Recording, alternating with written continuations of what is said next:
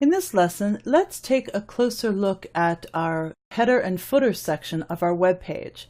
So I'm in the Lesson 4 folder and I've opened index.html in my favorite HTML editor, which is Adobe Dreamweaver 5.5. You can use whichever one you want to use. One of the things I like about Dreamweaver, one of many things, is that I can choose to view just the code, or I can choose to view just the design, or I can choose to view it as a split view, which allows me to see the code and the design next to each other. And I have this vertical bar that I can drag, so if I'm concentrating more on the design, or now I want to see more of the code, I can just keep opening and closing this as I see fit.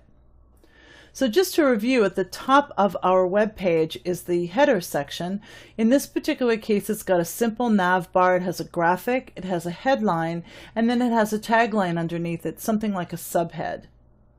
And at the bottom of our page, the footer just contains a colored bar and a couple of links. So in HTML5, now everything for the header has to be enclosed within the header tag, and everything for the footer has to be enclosed within the footer tag. Those are two new tags in HTML5. So I want to show you where those are in my code, and I could look for them on my own, but another thing that I can do is I can use the Find menu. So Command F for Find on the Mac, Control F for Find on Windows, or I can go under the Edit menu and grab it here.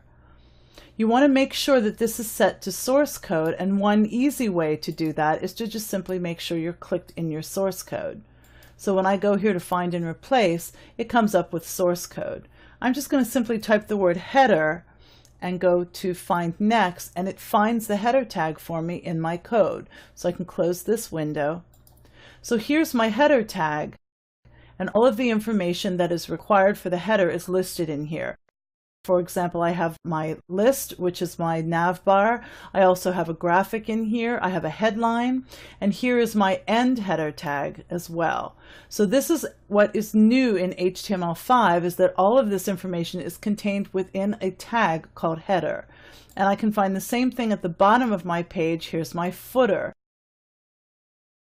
So it's set to have a particular color background, and then it also has the 3 different links in here, and here's my end footer tag.